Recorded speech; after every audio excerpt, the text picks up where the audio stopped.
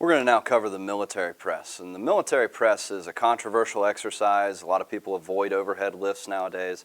It's really what the shoulder was designed to do. You notice in level 1, what we did with a lot of our mobility stability drills, we got you ready for that overhead position.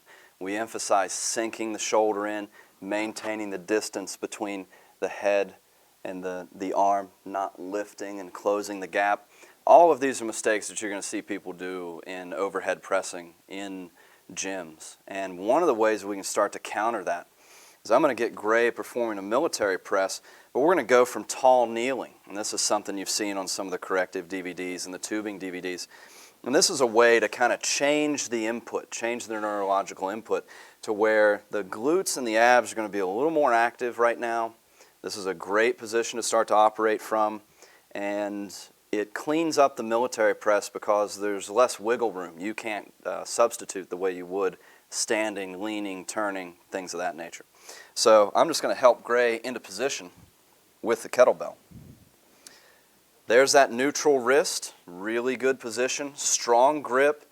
The abs are on, the glutes are on. He's in a nice tall position. He's going to sniff some air in, get that diaphragm and core going even more, and then he's going to press. He's going to press to that overhead position, and you can see the shoulder stays down, the shoulder stays sunk, the elbow extends, the shoulder sinks. That's the secret to the overhead pressing.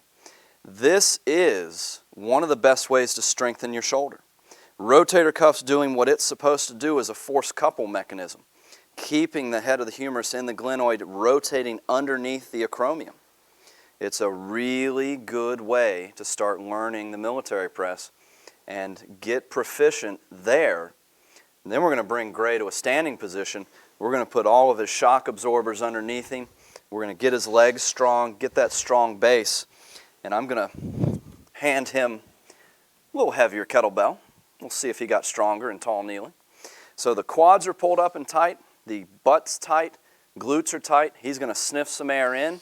He's going to find that same groove that he had while he was seated. Shoulder blade sinks, arm extends.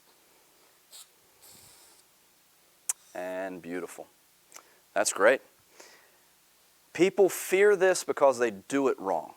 People fear this because the shoulder blade elevates, that upper trap gets a little too active too soon, and then all chances for the scapula to rotate properly are gone. Once the scapula can't rotate, glenoid's getting punished. Yep. So the military press, properly done, tremendous shoulder strengthener. It's just a really great lift. Apply the level 1 tools that you learned. Military press is going to come off without a hitch. Skip level 1, this is going to cause you some problems. Brett, one thing that I noticed when I went through the RKC is you guys had a cue of pulling the weight back down. Even though it's a weight that you would lift overhead, pulling it back down doesn't make a lot of sense. Most people just lower it, but a lot of great things happen. I've used a lot of those techniques for the hip, but using them for the shoulder has a lot of added benefit. But I think the important part here is a lot of instruction in that first set that I just went through. I'm thinking about my posture, my grip, my breath. So now that I've set a baseline and I've got a weight and I said, wow, I can do that 4 times now, I feel real good. You come on and give me one other instruction and it means so much more than if you laid it in on top of 10 other things. Tell me what you're talking about. It's the active negative. What we're doing is we're not simply yielding to gravity on the way down. I'm not just trying to prevent the weight from coming down. That unloads the shoulder where it needs to be loaded and changes the emphasis of the exercise. It unbalances the shoulder. So what we're going to do is an active negative. We're going to literally pull the weight back down with the lat. We're going to get those stabilizing muscles working both directions and not just yielding to gravity. This is the same thing that should happen on a push-up. Okay. You literally row yourself to the ground. And then you're loaded. You've pre-stretched all the muscles that need to be pre-stretched, and you're far more powerful on the way back up. Whereas if you just try to yield to gravity and prevent yourself from going down, shoulders start to raise, things get in bad positions. You balance the joint and pull yourself back down. So for the military press, I'm going to block Gray's arm once he's at the top position and get him to activate that lat on the way down. Like I said, it balances the joint. and you're loaded for the next rep. And wouldn't be that's important. surprised if you get a couple more reps out of this next set. That's the whole point in teaching that. And, you know, there's a lot of people saying, well, why? Overhead press, the lat, they should have nothing to do with each other. All right, we'll do a little anatomical and neurophysiological explanation right now. Brett's got a nice deltoid. He's got a posterior, middle, and anterior fibers of that deltoid that encapsulate the shoulder and give it anterior containment, middle containment, and posterior containment. But in this position, the deltoid rotates itself to the back, and now the anterior deltoid is the middle deltoid is the posterior deltoid, and the posterior deltoid's in your armpit. So we don't really have a lot of anterior containment. So there's not a lot holding that glenohumeral joint from a forward slip. If he just lowers down and does full eccentric with a muscle that's now 2/3 behind him, he's going to squeeze that shoulder forward. And in this position, with the grip, with the breath, with the posture, with a pull down, the lat comes on and actually is the anterior containment of a shoulder. Don't need the anterior containment down here, but I do need good alignment to start the next set. So that anterior containment right here, that's best provided by the lat, not as easily provided by the pec. The lat comes right here, pec is right here. That lat keeps you lined up, and that little extra pull should probably add something. But coach me through that. One of the ways we refer to it is the lat forms the shelf that you press off of. So from the beginning, we want this lat active. We want to give him a little stimulus to get that lat tight. Now we're going to have him press. And I'm going to block his elbow. And I'm going to have him begin to have to pull the weight down. Go ahead and pull against me, pull against me, pull against me. Keep that tension, and start your next rep. Boom. We're going to pull him down again, pull. Keep that tension, and drive. And pull it back down, and take a break. Yeah.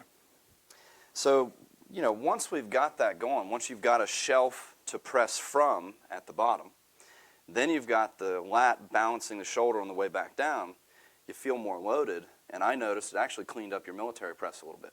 Good, because I needed help. And the reason we wait, you can overload your client with so much information. So we get the posture, the breath, the grip, and the joint position. We make sure all those things are done. We go from tall kneeling to standing. We emphasize all those points. We get you squared away. And then we come in with that one more little secret that increases your performance, makes you stronger, makes you healthier. But it's not something you need to throw all 50 things at someone at once. Get them dialed in on the basics and then add this in. Brett, one thing that you and the RKC instructors and Pavel have really reinvented or even reminded us of is every lift is a whole body lift. And that's a better definition of functional training than something that looks like that which you're maybe going to go play or do. And what I mean by that is we are so mindset on arm day, shoulder day, leg day, back day. Well, wait a second. Every day should be a whole body move, maybe in a different or opposing direction. So what you just did with me right there, by the time I've pulled up my kneecaps, by the time I've done my breath, my grip, I'm pushing up, but I'm also not using the pull down, the downward movement as a rest break, I'm doing it as an active pull down. My entire body is involved in an exercise that looks like a shoulder move, but basically it's teaching me more about my strength and my symmetry. That holds true for the pull-up, the push-up, and all the little cues. It's a whole body movement that happens to look like an isolated exercise, but it's not. And that's the one thing I want you to carry through all the exercises. When you're trying these yourself, when you're coaching somebody, it's a whole body move. It's no such thing as arm day. You use your arms all the time. There's no such thing as back day. If your back's not working on leg day, you're going to hurt your back. So, you know, everything is a whole body move. That's where function comes in. The best of the best use their entire body to jump, turn, twist, swing, strike, and that's why it looks so good when they do it. And these are full tension strength training moves. So we're using a lot of tension. We want to generate tension throughout the body. An athlete dials in the right amount of tension, but they're still using tension from all over. They're relaxed tension. They're tight enough to be stable, but not so tight that they're slow. So this is strength training. We want full tension. We want to encourage the whole body hardening and tightening. Performance goes up, safety goes up, strength goes up. All these great things start to happen because now you've integrated the system rather than trying to isolate certain sections. Body's just not designed to work like that. The thing that I think is important is if you think back to when Brett did the swings, he has been applying those methods for so long. When he does a swing, it looks effortless, and he does it perfectly, and he's not trying to remember half the information I'm trying to remember, and I'm still not doing it completely right. So the point is, if you take the exercises serious, you're down around 3 to 5 reps, so there's no reason not to remember everything you're supposed to do. Get through it, use your whole body. Pretty soon your mind will start thinking, hey, an overhead lift is a whole body lift, and you start doing these things automatic and effortless, and then things like the swing or the deadlift or a press or a pull-up start to look almost effortless, but you're doing everything I was doing. You just don't have to think about it as much anymore, but you got to think about it at first, or you're not really loading anything on the hard drive. So get that negative active. Use the lat to pull the weight back down. In a push-up, row yourself to the ground. Look at the world's best bench pressers. They're tightening up and pulling the bar to their chest so that they're loaded, and then they begin their push. So all of these things apply in all the lifts. Balance it out. Use the whole body. You'll be stronger. What Gray said about keeping the reps low, I know I can focus and use full body tension for 3 to 5 reps. There's no way I'm making it to 15 reps. It's just not going to happen. So what I start to do is I start to cheat, I start to substitute, I start to not use as much effort because I'm afraid I'm not going to make it to my 15, my magic number. Stop at 3. If you want to do 15 reps, do 5 sets of 3. You got your 15 reps, but you used so much more tension for each of those sets of 3, you accomplish 5 times as much, and you're healthier, safer, and your performance is better. Which rep does your brain remember? The good ones. Good. So don't do any bad ones, meaning if you squeeze out that extra one and it's ugly, that's the one you're going to remember too. So don't finish ugly, finish clean, finish good, and make your first one look like your last. So if you were running a videotape, I couldn't tell if it's rep 1 or rep 5. If I can tell it's rep 5, you should have done 4.